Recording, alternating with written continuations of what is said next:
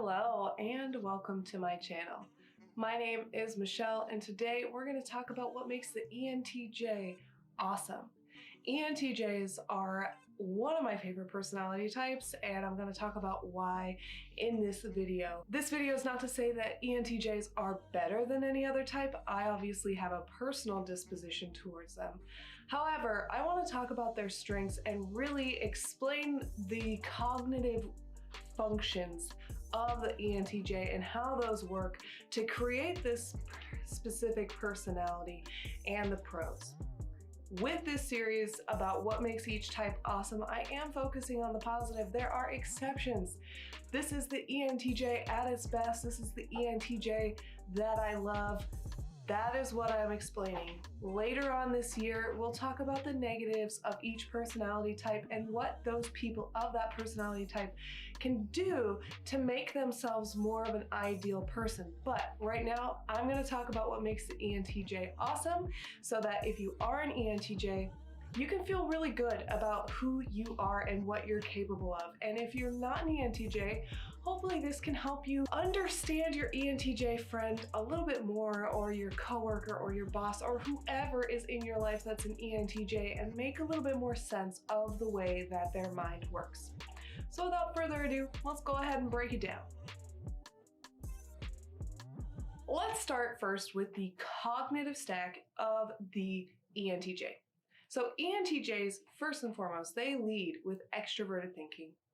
Then they have introverted intuition, then extroverted sensing, and finally, introverted feeling.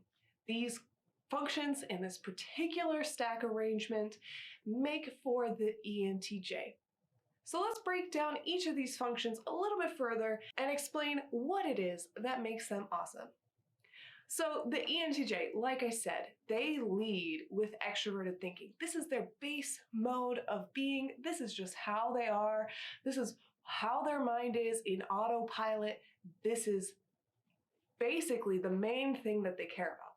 So extroverted thinking is all about, does this work? That's the question. They ask that question all the time. Does this work? Does that work? What happens when these two things happen? What's the outcome going to be? Is it going to be good? Is it going to be bad? They are looking at, do things function properly? They're always looking to make things take less effort and have more output, because to them, that is ultimately the best thing. They really, really do well when they can make systems that work for everybody. It is how they want to impact the world, is by bringing these systems that are acceptable by everyone and really benefit everyone. ENTJs can sometimes come off as selfish, but ultimately they are very selfless in the way that they approach problem solving.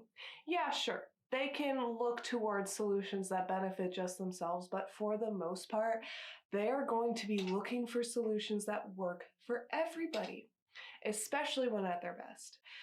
That extroverted thinking allows them to be adept at finding great solutions. When you have an ENTJ as a friend, as a coworker, they're always trying to make an optimal solution for everything. They want everything to run smoothly, to run perfectly, to just be perfect. And yes, they can be a little bit of perfectionist. Like I said perfect a bunch of times, but they want to make solutions that work for everyone. That is their ultimate goal. And when they are allowed to have the freedom and the space to do this, they are very good at it. Then they have their introverted intuition. So introverted intuition allows them to take stock of what's happening, look forward, and try to think, how is this going to end up?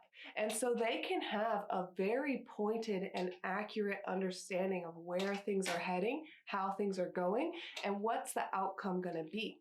So with extroverted thinking, which is always thinking about efficiency, what's going to work, how are we going to minimize effort and maximize output, introverted intuition helps them direct that energy with real ideas, with real facts. They can back it up with that extroverted sensing as well.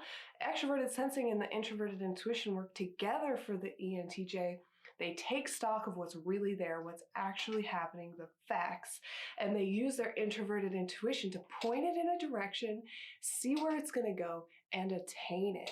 Now, ENTJs, more than INTJs, are willing to have short-term goals. Sure, they have big long-term goals for their life, but they, more so than the INTJ, are going to have short-term goals that are achievable and they're adaptable in the moment.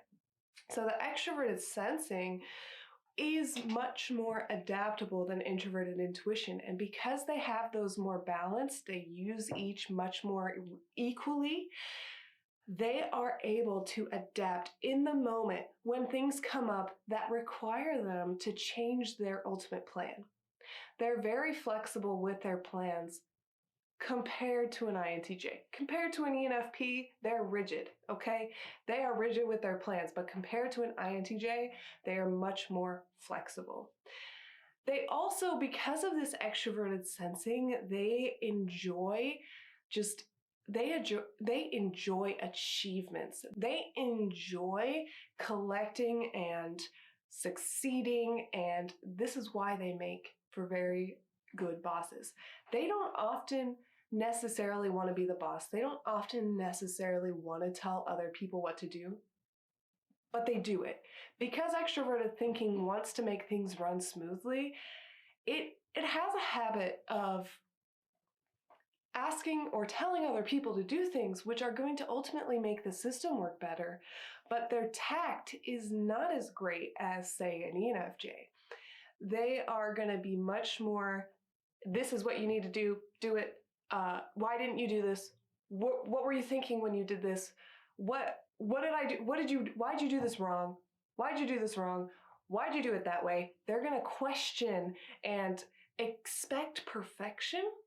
And this is what makes them really good and natural bosses, because they quickly can see what's working and because they can quickly see what's working and what's not, they then can make judgments on what to do next. Their introverted intuition takes that extroverted sensing information, takes that extroverted thinking judgment on what's going on, and decides what's the best plan of action.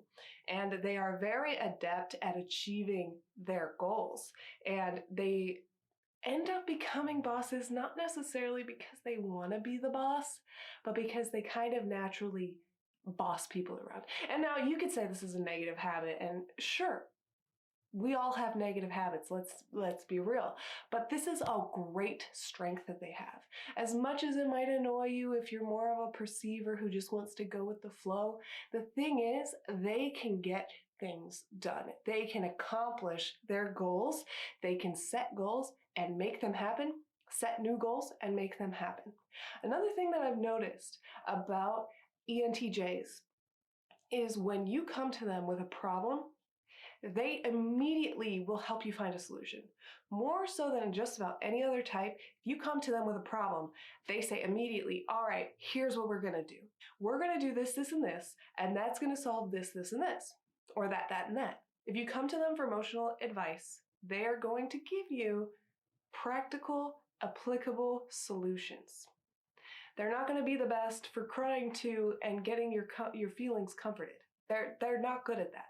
But what they are good at is solving those problems. So if you have a problem and you're like, I don't know what to do, the ENTJ is one of the best types to go to when you want to solve a problem, more so than deal with an emotion. So now that we're talking about emotions, let's talk about the introverted feeling.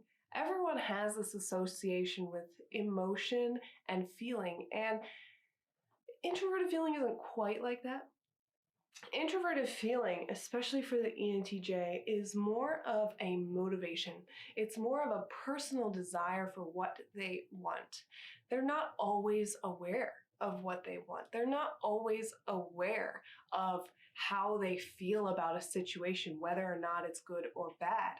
But with that extroverted thinking always in the forefront of their mind, they can, with logical things, quickly determine good or bad.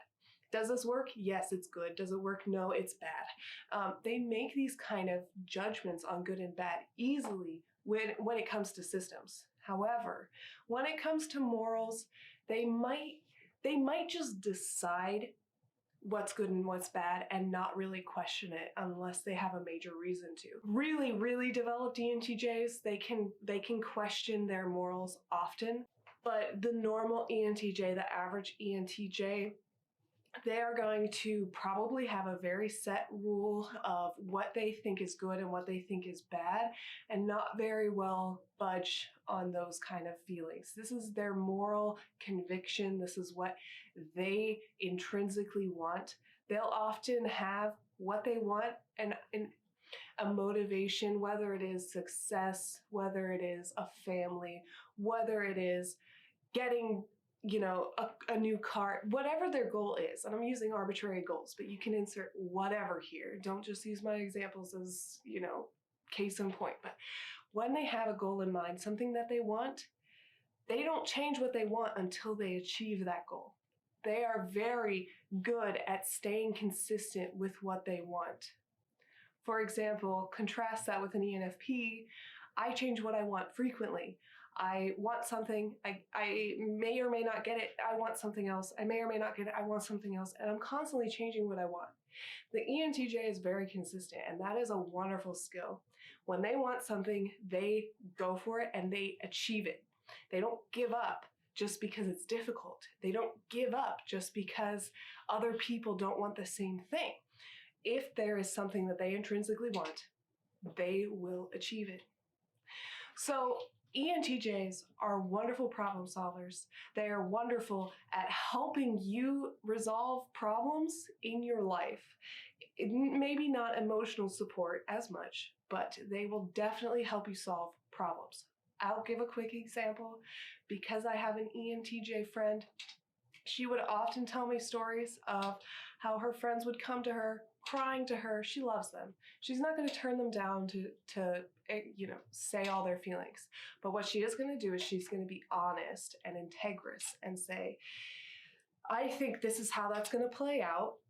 If you want to let it, that's fine. If you want my help, I will help you. And she's very good at not forcing her help upon people. A very well-developed ENTJ can be really good at not forcing their help upon people. However, in a workplace environment, she could be more rigid about, this is the system that we need to use, this is how we need to use it, and everyone needs to be on the same page. She was much more like that at work when it was a shared problem than when it was an individual problem. So with shared problems, ENTJs are going to take the forefront of solving shared problems. They want to solve the problems. That is their basic mode of thinking. They want to solve problems. Give me a problem, I'll give you a solution. That's how they are. When it comes to groups, they can get a little bit on the controlling side, but you know what the thing is? They are going to help achieve that goal. If there is a goal that they think is a good goal and they believe in it, they will go for it. So they get a bad rep because they can be a little insensitive, they can be a little blunt, they can be a little direct. But overall, if that ENTJ is developed and if that ENTJ has worked on bringing more of the emotional side, bringing more of the care, they are fantastic friends. They are fantastic coworkers, and they make very adept bosses. There can be issues, just as with any type. There are negatives to all types, and I'm sorry that I haven't included that side in my previous videos because I do want to focus on what makes this particular type awesome. So, in short, ENTJs are fantastic problem solvers. They look forward to the future, take stock of what's really happening, and they achieve goals. They are easily adaptable to new scenarios that come in, and they will fit them into the grand scheme, the grand goal. If they can't, they'll solve it immediately, or they'll delegate someone else to solve it if it's too distracting. So when it comes to big picture planning and goal achieving, they are fantastic. This is why they tend to do really well in a corporate setting, or as a boss, or as a CEO. But even as a friend, if you have an issue and you need someone who can help you solve it, call up your ENTJ friend. They are going to be fantastic at helping solve problems. Maybe not emotional problems as much, but if you need help with just about anything, the ENTJ is going to be there for you if they care about you. That's where they That's where they shine. Do you know an ENTJ in your life? Are you an ENTJ? Did I get this right? Did I miss anything? Do you want to add? Do you want to take away? Did I maybe over-exaggerate in some places? Let me know down in the comments below. These comments are a place for us to talk and discuss amongst each other. What is right about what I said? What is wrong about what I said? Because I'm one human. I'm biased and I'm not perfect. So if you want to add, detract, or argue against anything that I've said, go ahead and put it down below, talk amongst each other, and let's spread the real understanding that ENTJs can be amazing, and this is what they are amazing at. Thank you guys so much for watching. If you like this video and the series, go ahead and like and subscribe for more videos on the different types. And if you want to support me and my channel and what I do here, go ahead and check out my Patreon. But either way, no matter what you do, whether you do nothing or you do all of the above, I just want to wish you a beautiful, amazing, fantastic day. Bye!